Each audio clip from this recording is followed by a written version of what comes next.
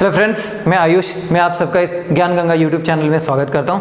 आज का देखिए टॉपिक होगा ऑक्सीडेशन रिडक्शन एंड कुछ इंपॉर्टेंट गैसेस। आज का टॉपिक जितना भी केमिस्ट्री में पढ़ाया हूं सबसे ज़्यादा इंपॉर्टेंट होगा। कुछ मिसलेनियस पार्ट को मैं कवर कराऊंगा और इस पोर्शन से बहुत ज़्यादा क्वेश्चन आते हैं। एक लास्ट टॉपिक जो बचा हुआ आपका पॉलीमर, वो कल का लेक्चर में कंप्लीट करा दूंगा और कल केमिस्ट्री आपका समाप्त कर दिया जाएगा मेरे तरफ से। आप लोग अगर चैनल में नए हैं तो एक तरीके से शुरू से देखते हैं चीज़ों को और अपना समझ को बढ़ाएं, ठीक है। साथ साथ मैं आपको बताऊं, इस चैनल पे बहुत सारे सब्जेक्ट पढ़ाए गए हैं। अगर नए लोग आप जुड़ रहे हैं इस चैनल पे तो देखिए चीज़ों को एक बार शुरुआत से देखें और डिस्क्रिप्शन बॉक्स में जाइए, लिंक बना हुआ है सबका। और अगर देखेंगे सीक्वेंस में 3-4 वीडियो से गुजरेंगे काफ़ी आपको आसान लगेगा।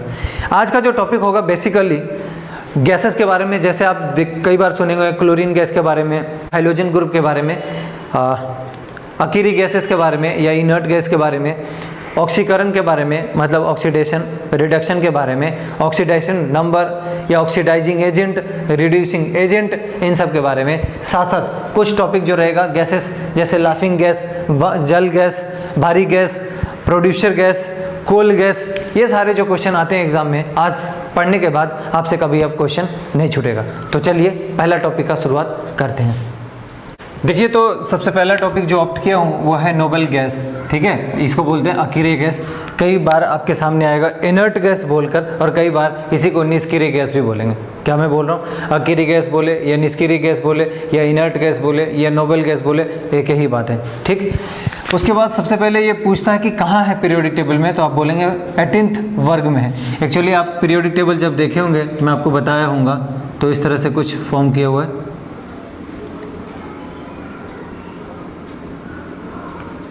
इस तरह से है, ठीक है। तो उसमें आपको पता होगा ये बताया था एस ब्लॉक, ये बताया था पी ब्लॉक, ये बताया था डी ब्लॉक और इधर बताया था आपको एफ ब्लॉक।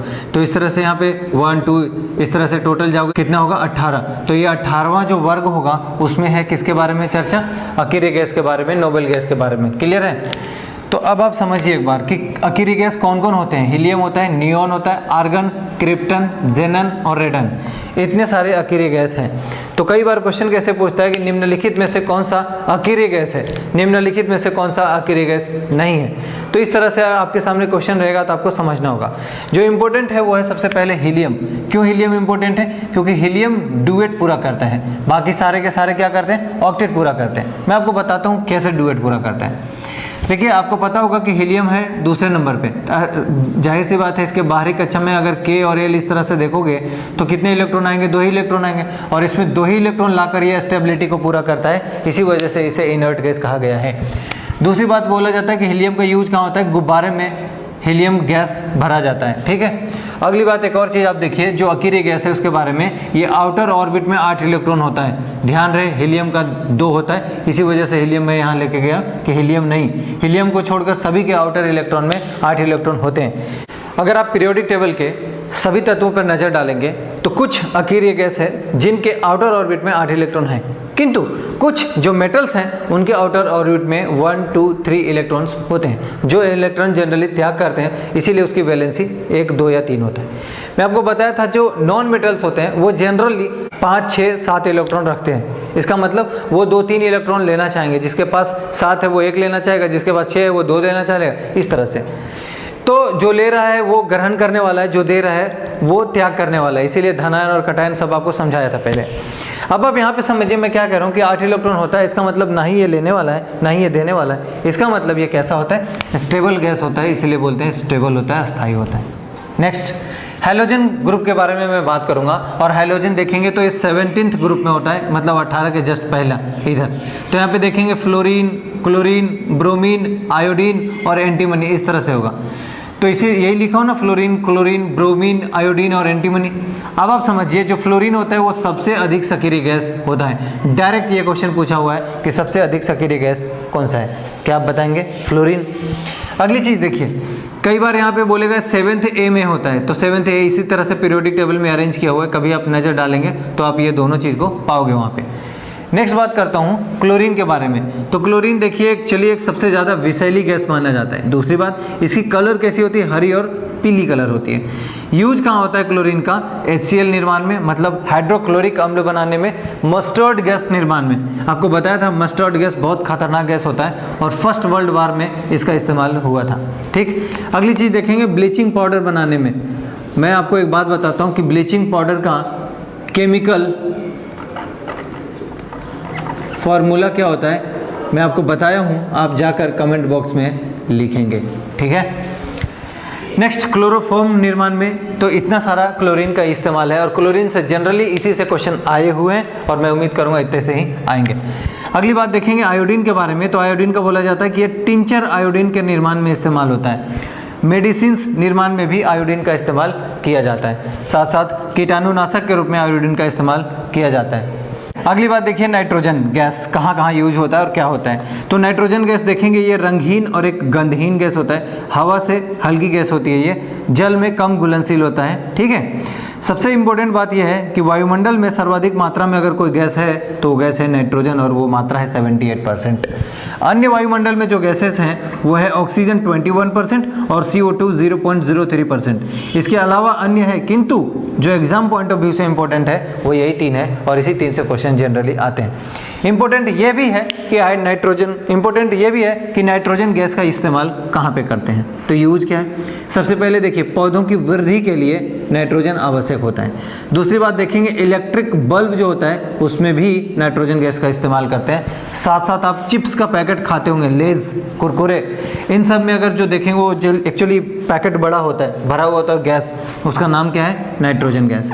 वायुयान के जो टायर होते हैं उसमें भी नाइट्रोजन गैस भरा होता है। कई जगह आपको हीलियम लिखा रहेगा, मैं आपके सामने हीलियम लिख के काट दे रहा हूँ, हीलियम नहीं होगा। ठीक है, नेक्स्ट देखिए लाफिंग गैस, इसको बोलते हैं हंसाने वाली गैस। काफ़ी ज़्यादा एग्जाम का हिस्सा हुआ है। देखिए नाइट्रस ऑक्साइड होता है एक्चुअली। लाफिंग गैस किसको बोलते हैं? नाइट्रस ऑक्साइड को। तो कई बार पूछेगा आपसे कि लाफिंग गैस का फार्मूला क्या होता है, तो आप बताओगे N2O।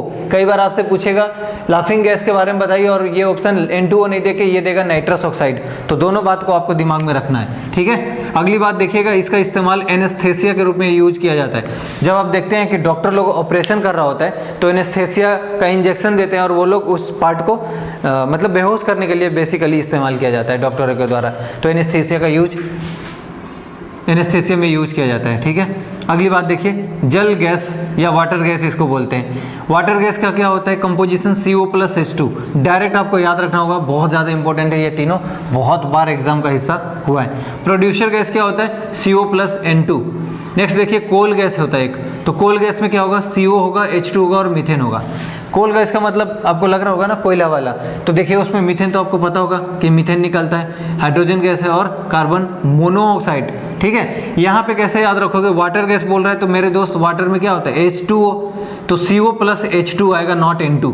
क्लियर है ये बात? इस तरह से आप दिमाग में रख लीजिएगा। नेक्स्ट देखिए भारी जल या इसी को बोलते हैं हैवी वाटर। तो हैवी वाटर सबसे पहले जो खोज करने वाला व्यक्ति है उनका नाम है H.C. उरे।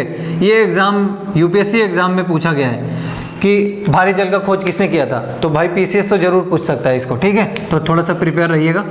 नेक्स्ट देखिए कैसे याद रखेंगे इसको, इसका भी तरीका बताता हूँ। हैवी H से मिल रहा है ना, तो ऐसे कुछ सेट कर लीजिएगा। अब देखिए हैवी वाटर आप पढ़े होंगे, हाइड्रोजन के 3 समस्थानिक होते हैं, हाइड्रोजन, ड्यूटेरियम और ट्राइटियम। तो ड्यूटेरियम जो होता है उसी का जो ऑक्साइड है वही कहलाएगा भारी जल। क्या मैं बता रहा हूँ आपको? भारी जल का ड्यूटेरियम के ऑक्साइड, इसका मतलब फार्मूला क्या होगा? D2O होगा। और इसका अगर अनुभार निकालेंगे, एटॉमिक मास निकालेंगे, ठीक है, तो वो कितना कहलाएगा दोस्त? 20। जैसे आप H2O का निकालते हैं तो इसका आता होगा 18। ध्यान रहे ये नहीं होगा क्योंकि ये D2O है और D2O का 20 होता है।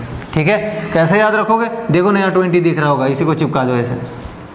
ठीक है, नेक्स्ट देखिए यूज क्या है? यूज होता है परमाणु संयंत्रों में मंदक के रूप में। मंदक बोले थे मॉडरेटर के रूप में। कई बार आप देखते होंगे कि अगर न्यूक्लियर प्लांट में रिएक्शन बहुत होता है या न्यूट्रॉन का बम्बार्डिंग हो रहा होता है तो उस समय क्या करते हैं? उसको रेट को कम करने के लिए मंदक का इस्तेमाल होता है और वही होता है D2O। नेक्स्ट देखिए गोताखोरों द्वारा गहरे समुद्र में सांस लेने के लिए, जब गोताखोर देखेंगे समुद्र के अंदर जाते हैं तो उनको सांस लेने में परेशानी होती है, तो उस समय वो क्या करते हैं? 2 गैस का सिलेंडर होता है उनके पास, एक होता है हीलियम और दूसरा होता है ऑक्सीजन। तो ऑक्सीजन तो आपको पता है कि सांस लेने के लिए जरूरी, लेकिन हीलियम क्यों लेके जाते हैं? क्योंकि मेरे दोस्त ये हाई प्रेशर पर भी ब्लड में कम विलेय होता है, इस वजह से हीलियम का यहाँ पे इस्तेमाल किया जाता है। क्वेश्चन बहुत ज़्यादा इंपॉर्टेंट है ये, क्योंकि कोई ऐसा पीसीएस नहीं जो ये क्वेश्चन को नहीं पूछा है आज तक। मतलब जो भी मेरे साथ केमिस्ट्री पढ़े हो, सबसे ज़्यादा इंपॉर्टेंट मैं कहूँगा आज का लेक्चर है, इसलिए बी अलर्ट। नेक्स्ट एक टॉपिक मैंने ऑप्ट किया है ऑक्सीकरण और अवकरण, अर्थात ऑक्सीडेशन एंड रिडक्शन। बहुत इंपॉर्टेंट टॉपिक ये भी है और कंसेप्चुअल टॉपिक है। क्या बोल रहा हूँ? कंसेप्चुअल टॉपिक है। तो देखिए ऑक्सीकरण होता क्या है, ऑक्सीडेशन क्या होता है? पहली बात लॉस ऑफ इलेक्ट्रॉन, इसका मतलब जो इलेक्ट्रॉन का त्याग करता है उसका क्या होगा? ऑक्सीडेशन होगा। दूसरी बात बोल रहा हूँ रिमूवल ऑफ हाइड्रोजन, इसका मतलब हाइड्रोजन का हट जाना या हाइड्रोजन का वियोग हो जाना होगा, वो भी क्या कहलाएगा? ऑक्सीकरण। अगली बात देखिए एडिशन ऑफ ऑक्सीजन, इसका क्या मतलब हुआ? ऑक्सीजन का संयोग होना या जुड़ जाना, वो भी क्या कहलाएगा? ऑक्सीकरण। और इंक्रीज इन ऑक्सीडेशन नंबर, अब आप सवाल करोगे ऑक्सीडेशन नंबर तो पता ही नहीं, अभी बताऊंगा। अगर ऑक्सीडेशन नंबर बढ़ता है तो भी क्या होगा? ऑक्सीकरण। नेक्स्ट इधर समझिए एक बात, ये क्या बोल रहा है? गेन ऑफ इलेक्ट्रॉन, अवकरण में बता रहा हूं मैं, तो अवकरण का मतलब होगा गेन ऑफ इलेक्ट्रॉन, अगर इलेक्ट्रॉन का ग्रहण करता है तो उसका रिडक्शन होगा। या एडिशन ऑफ हाइड्रोजन, अगर हाइड्रोजन आकर जुड़ता है तो भी उसका रिडक्शन होगा। रिमूवल ऑफ ऑक्सीजन, अगर ऑक्सीजन हट जाता है तो भी उसका रिडक्शन होगा। और डिक्रीज इन ऑक्सीडेशन नंबर, तो भी उसका रिडक्शन होगा। मेरे दोस्त इसका बिल्कुल उल्टा है, कोई एक आप दिमाग में रखिए, दूसरा आपको याद रहेगा। एक एग्जांपल के लिए मैंने लिया है Mg+O2 और बनाया है MgO, ठीक है। तो आप देखिए सबसे पहले इसको बैलेंस करने की जरूरत पड़ेगी, क्योंकि यहाँ पे ऑक्सीजन 2 है, यहाँ पे ऑक्सीजन 1 है। आप क्या करोगे? ऑक्सीजन 2 कर लिए, इसके चलते अब Mg2 हो गया, तो आप यहाँ पे क्या करोगे? 2 कर लोगे। अब आपको इसी में मैं समझाने की कोशिश करूंगा कि कैसे ऑक्सीडेशन हो रहा है और कैसे रिडक्शन होता है। सबसे पहले देखिए, जब ये फ्री स्टेट में कोई भी एलिमेंट्स होता है तो उसका ऑक्सीडेशन नंबर होता है 0, तो ऑक्सीजन का क्या होगा? 0। लेकिन यहाँ पे Mg का देखेंगे ऑक्सीजन का, तो ऑक्सीजन का हो जाएगा ये -2 और ये हो जाएगा इसका +2। मेरे दोस्त यहाँ पे Mg का क्या है? 0 और यहाँ पे Mg क्या है? +2। ऑक्सीडेशन नंबर बढ़ रहा है ना, इंक्रीज इन ऑक्सीडेशन, कह सकता हूँ क्या कि ये क्या होगा? मतलब अगर इंक्रीज इन ऑक्सीडेशन नंबर तो क्या कहलाता है? ऑक्सीडेशन, इसका मतलब ये ऑक्सीडेशन है। इसी तरह से ऑक्सीजन का देखेंगे तो यहाँ पे 0 था और 0 है, यहाँ पे देखिएगा तो -2 है, इसका मतलब ये घट गया, तो इसका क्या हो जाएगा? रिडक्शन। अब दूसरी तरह से समझाता हूँ आपको। अभी मैंने क्या बताया था? लॉस ऑफ इलेक्ट्रॉन, दूसरा तो यहाँ पे इलेक्ट्रॉन्स की बात नहीं है। अगली बात देखिए रिमूवल ऑफ हाइड्रोजन, हाइड्रोजन नहीं है। तीसरी बात समझिए एडिशन ऑफ ऑक्सीजन, क्या ऑक्सीजन का एडिशन हो रहा है? अगर हो रहा है तो किसके साथ हो रहा है? ये ऑक्सीजन किसके साथ जुड़ रहा है? Mg के साथ जुड़ रहा है, तो Mg का क्या हो रहा है? ऑक्सीडेशन। तो देखिए ना एडिशन ऑफ ऑक्सीजन इसके साथ जुड़ा है, इसीलिए Mg का क्या हुआ? ऑक्सीडेशन हुआ मैग्नीशियम का। क्लियर? अगली बात समझिए आप लोग, ये है पहला क्या? ऑक्सीकारक और दूसरा क्या है? अवकारक। देखिए ऑक्सीकारक मतलब ऑक्सीडाइजिंग एजेंट और अवकारक का मतलब रिड्यूसिंग एजेंट। इन दोनों से क्वेश्चन आते हैं, तो इन दोनों को आपको समझना पड़ेगा। कई बार कुछ ऐसे होते हैं जो ऑक्सीकारक भी होते हैं और अवकारक भी होते हैं, अर्थात ऑक्सीडाइजिंग एजेंट और रिड्यूसिंग एजेंट दोनों का काम करते हैं। तो कई बार वो भी पूछ लिया जाता है। मैं तीनों चीज़ों को आपको समझाने की कोशिश करूँगा। तो सबसे पहले ऑक्सीकारक देखिए, वे पदार्थ जिनके कारण ऑक्सीकरण की क्रिया होती है उसे क्या बोलेंगे? ऑक्सीकारक बोलेंगे। मैं इस एग्जाम्पल के थ्रू समझाना चाहूँगा। सबसे पहले देखिए, अभी आपके सामने बता ही रहा था कि इसको आप बैलेंस करना पड़ेगा, तो 2, मैग्नीशियम 2 है तो 2। अब देखिए यहाँ पे अभी आपको बताया था ऑक्सीडेशन नंबर 0 0 और यहाँ पे हो जाएगा +2, ये हो जाएगा -2। तो आपको तो इतना तो पता चल चुका है कि मैग्नीशियम का क्या हो रहा है? ऑक्सीडेशन हो रहा है, और ऑक्सीजन का यहाँ पे क्या हो रहा है? रिडक्शन हो रहा है। ठीक है, अब आप समझिए क्या बोला? वे पदार्थ जिसके कारण ऑक्सीकरण की क्रिया होती है। किसके कारण मैग्नीशियम का ऑक्सीकरण हुआ? ऑक्सीकरण किसके कारण हुआ? ऑक्सीजन के कारण। तो यहाँ पे ऑक्सीकारक क्या कहलाएगा? ऑक्सीजन O2 ही यहाँ पे ऑक्सीडाइजिंग एजेंट होगा। क्लियर है? अवकारक रिड्यूसिंग एजेंट, वे पदार्थ जिनके कारण अवकरण अभिक्रिया होता है। तो यहाँ पे दूसरा एग्जाम्पल मैं आपके सामने लिया हूँ। अभी आपको बताया था कि अगर कोई एलिमेंट्स है वो फ्री स्टेट में तो उसका ऑक्सीडेशन नंबर 0 होगा, तो कॉपर का भी 0 होगा। लेकिन यहाँ पे ऑक्सीजन का -2 होगा, तो इसका क्या होगा? +2। सेम चीज़ हाइड्रोजन का क्या होगा? +1, लेकिन 2 है तो +2 और यहाँ पे -2। अब मेरे भाई एक बात समझिए, इस हाइड्रोजन का यहाँ पे 0 है ऑक्सीडेशन नंबर और यहाँ पे हाइड्रोजन का +2 है। इसका क्या मतलब हुआ? ऑक्सीडेशन नंबर बढ़ रहा है, इसका मतलब क्या हो गया? ये इसका ऑक्सीकरण हो रहा है, ऑक्सीडेशन हो रहा है। लेकिन वही चीज़ अगर आप कॉपर पे नज़र डालेंगे तो कॉपर क्या है यहाँ पे +2, यहाँ पे कॉपर क्या है 0, घट रहा है ना, इसका मतलब इसका क्या हो रहा है, रिडक्शन हो रहा है, इसका अवकरण हो रहा है। तो अवकरण हो किसके कारण रहा है, आपको ये समझना पड़ेगा, हाइड्रोजन के कारण हो रहा है। ठीक है, अवकरण किसके कारण हो रहा है, हाइड्रोजन के कारण हो रहा है। तो जिसके कारण अवकरण हो रहा होता है वही क्या कहलाता है यहाँ पे, रिड्यूसिंग एजेंट। तो यहाँ पे रिड्यूसिंग एजेंट कौन होगा, हाइड्रोजन होगा। क्लियर है। कुछ बात और देखिए जो इम्पोर्टेंट है इसके लिहाज से, कुछ ऐसे पदार्थ हैं जो ऑक्सीकारक और अवकारक दोनों के गुण को दर्शाते हैं, उनको क्या बोलते हैं, उनका डायरेक्ट एग्जाम में पूछता है। पहला HNO3, इसको बोलते हैं नाइट्रिक अम्ल। दूसरा O3, इसको पढ़ते हैं ओजोन। एक होता है H2O2 हाइड्रोजन पेरोक्साइड, एक होता है SO2। कई बार आपसे डायरेक्ट ये पूछा है कि हाइड्रोजन पेरोक्साइड क्या होता है, तो आप बता पाएंगे हाइड्रोजन पेरोक्साइड। दूसरी बात, कुछ इंपॉर्टेंट टॉपिक है वो मैं लिख दिया हूँ यहाँ पे, हालांकि इस चैप्टर से इसका कोई ताल्लुक नहीं है, फिर भी ये बहुत ज़्यादा इंपॉर्टेंट है और एग्जाम का बहुत ज़्यादा हिस्सा रहा है, तो मैं आपको ज़रूर बताता हुआ चलूँगा, क्योंकि ये फिर कभी कहीं पे कवर नहीं हो पाएगा। तो सबसे पहला देखिए, LPG gas, liquid petroleum gas में मिथाइल मरकैप्टन यूज किया जाता है। क्यों मिथाइल मरकैप्टन, क्योंकि आपको पता होगा LPG का अपना कोई स्मेल नहीं होता, गंध नहीं होता। ऐसे में क्या होगा, LPG पूरे रूम में फैल जाएगा और आपको पता नहीं चलेगा, माचिस जलाओगे और बहुत ज़्यादा आपदा का सामना करना पड़ेगा। इसीलिए मिथाइल मरकैप्टन एक अलग सा स्मेल देता है, तो आप समझ जाते हो कि गैस का रिसाव या लीकेज हो रहा है। दूसरी बात, वोटरों के अंगुली पर सिल्वर नाइट्रेट, आप देखते होंगे जब वोट करने जाते हैं तो एक फिंगर पे इस तरह का ब्लैक कलर का यहाँ लगाया जाता है, समझ पा रहे हैं। तो जो ये इस तरह से वो पेंट किया जाता है उस समय, वो उसमें क्या लगा होता है, सिल्वर नाइट्रेट होता है। कई बार ये एग्जाम का हिस्सा हुआ है, तो आप बताएंगे इसको। अगली बात होता है कि फोटोग्राफी प्लेट पर सिल्वर ब्रोमाइड यूज किया जाता है, ये भी एग्जाम में पूछा गया है, आप जरूर याद रखेंगे। अगली बात, डायनामाइट, आपको पता होगा डायनामाइट बहुत ज़्यादा विस्फोटक होता है, और डायनामाइट के अवयव मतलब कंपोनेंट्स क्या होते हैं, ट्राई नाइट्रो टॉल्विन, ये भी एग्जाम में पूछा गया है। नेक्स्ट अगला, भोपाल गैस। भोपाल गैस हुआ था कांड कब, 1984 में, जब मिथाइल आइसोसाइनेट गैस का रिसाव हुआ था, और यहाँ से भी क्वेश्चन आता है, बहुत ज़्यादा इंपॉर्टेंट है। आपके लिए एक और टॉपिक जो बचा हुआ है वो है पॉलीमर। पॉलीमर बताने के बाद कल केमिस्ट्री हमारे तरफ से समाप्त हो जाएगा। मैं उम्मीद करता हूँ आप लोग को केमिस्ट्री में ठीक लगा होगा। कल का जो टॉपिक है पॉलीमर, वो आपको बता दिया जाएगा, क्योंकि पॉलीमर से क्वेश्चन आते हैं। इसके अलावा कुछ क्वेश्चन जो बचेगा एक साइड में, मैं मिसलेनियस टॉपिक बोल के कुछ बता दूंगा, जो कुछ छूट रहा होगा, क्योंकि जहाँ से क्वेश्चन आते हैं, जैसे रैंडम कहीं पे वो कहीं नहीं सेट होता, तो जनरली मिसलेनियस का पार्ट होता है। जैसे अभी मैंने इतना बताया, मिसलेनियस का ही ये पार्ट था। ठीक है, तो कल का टॉपिक मैं वो कवर करवा दूंगा। और एक बात बताता चलूँ, जो लोग भी चैनल पर नए हैं मेरे भाई, प्लीज़ जाइए डिस्क्रिप्शन बॉक्स चेक करें, वहाँ पे प्लेलिस्ट का लिंक दिया हुआ है। अधिकतम बेनिफिट लेने का कोशिश करें, बहुत सारे वीडियोज़ हैं, जब भी आप देखें प्लीज़ एक मेरी रिक्वेस्ट है आपसे, क्रमबद्धता के साथ बढ़ें। उससे क्या होगा, आपकी समझ बहुत ज़्यादा बढ़ेगा। अगर आप रैंडम वीडियो देखने की कोशिश करेंगे, आप बेनिफिट नहीं उठा पाएंगे।